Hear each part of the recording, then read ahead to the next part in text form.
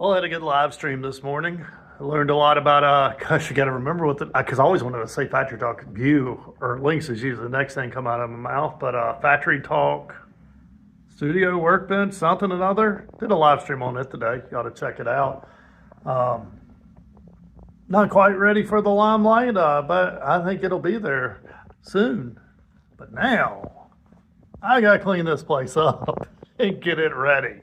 So I just got this SIM IPE in for a firmware upgrade, which, yeah, if you didn't know it, it depended on the version of yours, and if you buy from us, you do have to buy from us to get a firmware upgrade, then yeah, you can send them back for upgrades. But what called me about this was this Milwaukee one-key tracking tag. Now, I bet you I'm going to get some of these because, yeah, I'm constantly losing something. So this is really smart. Somebody's got this on theirs. And I assume that means that with that, you can use your Bluetooth on your phone and figure out where something is. So, yeah, I'm probably going to get off of this video and order this. We power this one up. And right there, it's 2024-20.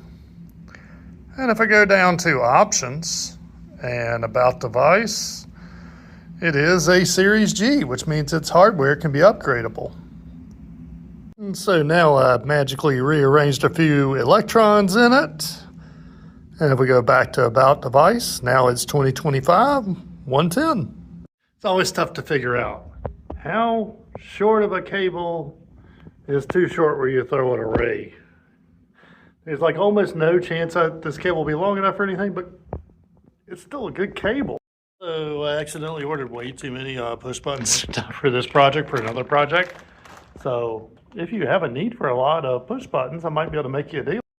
If you recall yesterday, I had two mystery DHCP devices, and as I scroll through, one is missing now.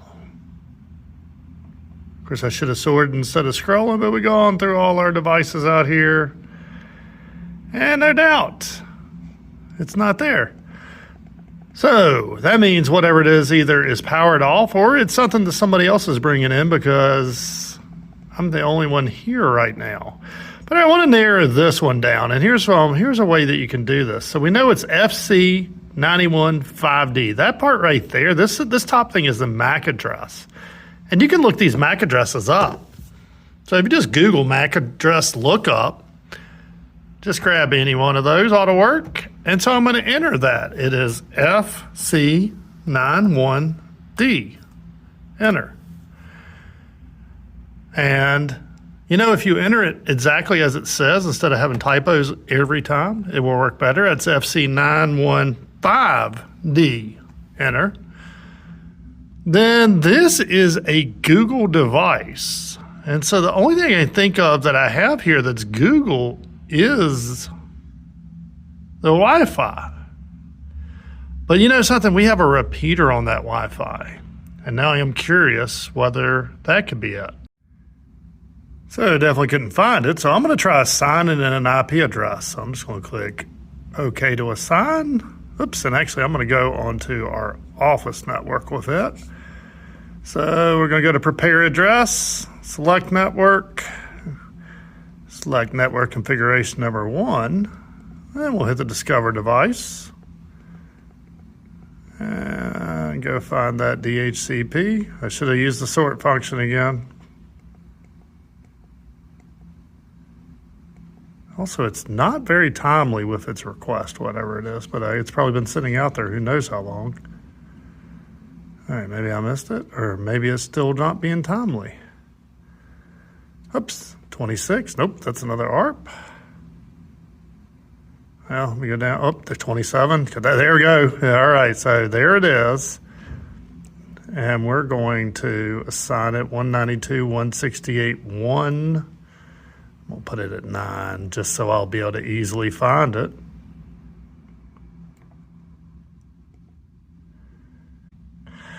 Well, so on top of it being a mystery device on the network, it does not appear that it is accepting this request. Okay, I'm going to try killing the Wi-Fi because, well, at this point I have no idea what this device is. And now we'll do a discover device.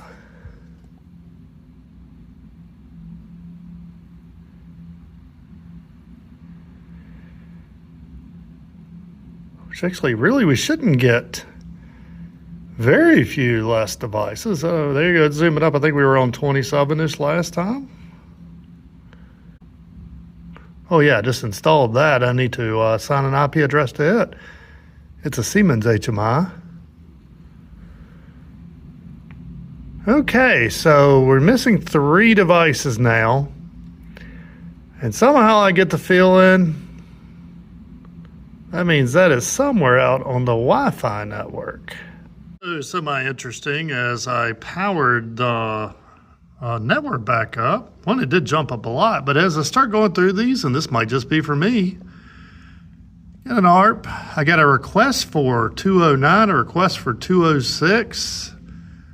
There's the device again, so it's definitely on the Wi-Fi. Request for. So a lot of requests for specific IP addresses. It's kind of neat. I don't know what any of that means. All right, how do y'all figure out what's out on your networks? Do y'all have some fancy software to do it, or do you do like me and just keep unplugging things till you figure something out? This one's kind of baffling me now. Okay, so I did find it, and super confusing. So when I got looking, this device is my Wi-Fi router. So it's also our DHCP server. So it is serving up DHCP addresses, and also it's requesting an IP address, although it doesn't actually accept it if you send it one. So I wonder if it's using that to figure out if there are multiple DHCP servers on a network. I don't know.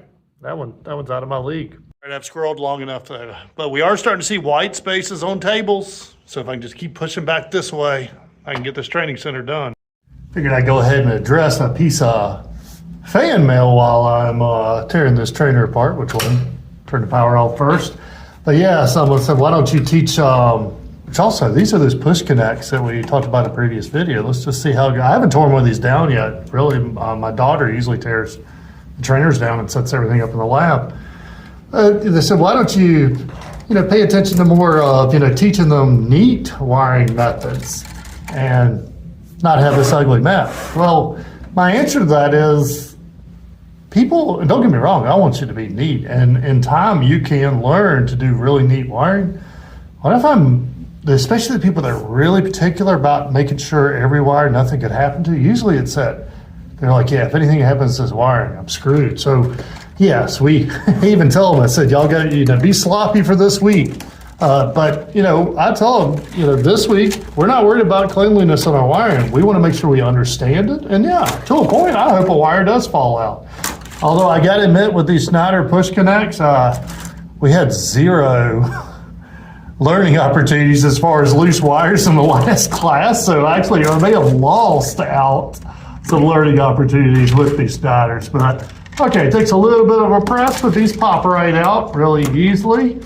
And from our perspective, for the trainer's perspective, it's like, okay, how long are these going to hold up? And they feel really robust. It's interesting because they are, they're plastic contact, but they have the metal reinforcement in just the right places. And then, yeah, we already have, which you can't quite see, but we already have the push connects on the terminal blocks. And really, I think the only learning opportunity we had last class was on the Allen Bradley safety relays. And that wasn't even really an Allen Bradley issue, is we have screw terminals on those.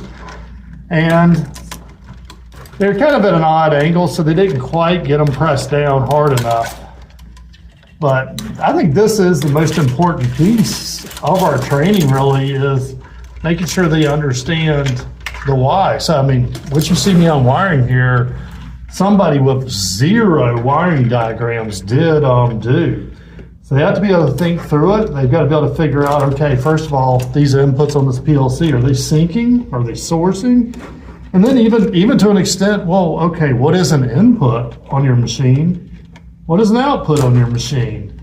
But okay, if we have a syncing input, then where's the other wire go? What do we have to feed up? See, we do some pre-wired for them. You notice we have jumpers already across here. And that's because, yeah, I don't want them doing extra work. I just want them to do the work that, they have to think through. But what do you feed to this? Do you feed plus 24? Do you feed minus 24? And it's nearly every class, everybody's like, well, plus 24. And then I ask them why. And almost exclusively like, well, that's what we always do. And it's cool, you know, to know what you always do. But when it comes to troubleshooting, we need to know why it is we do that. So why do we hook plus 24 up there? Because that tells us when we need to grab a meter, oh, I need to be on DC, I need to be on 24. Oh, my other lead, since this is a syncing input, my other lead needs to go to the minus.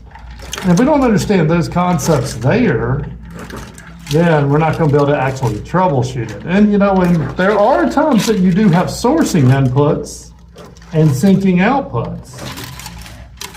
So yeah, I'm also just using this, so let's see, we're at 3 minutes and 50 seconds. That's, I guess, how long it takes to actually tear apart a trainer, because I believe this is my last wires.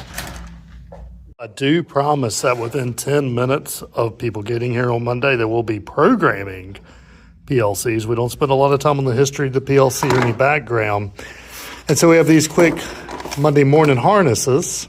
Speaking of which, proud parent moment. I couldn't get the harnesses, so yes, this is not a prop photo. They were my kids when they were like, I don't know, 11 and 12. They actually built the harnesses that we use in the training center. Speaking of fan mail, which when I say fan mail, I mean people criticizing me. A lot of people tell me that I spend way too much time worried about people's backs and their fingers and everything, and not enough time to actually teach you. But really, if you pay attention to your back and your fingers and all that, then they'll actually be here when you get older.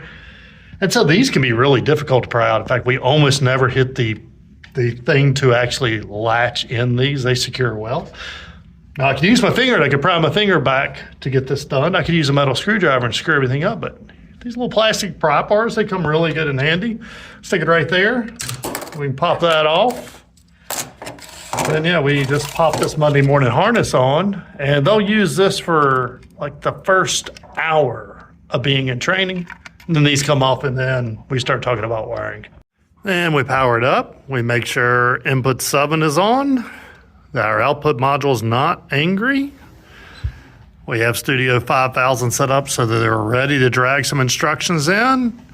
And our ignition screen tells us that we are communicating with everything. So we realized we had a problem on this, is you can't see the butterfly valve. So we added a bolt in here, and then it's like, okay, well now we need some way to sense this. And here again, you know, I tell you all the time, find some good local reps. Yes, our Turk rep came by and they came up with this capacitive prox, which I never would have thought capacitive prox. I would have thought this been some inductive application. But right now it's off, and I turn my switch, the valve is turning, and now it's on. So that'll give us a really cool home switch on this too, which we've never had. We've always manually homed this.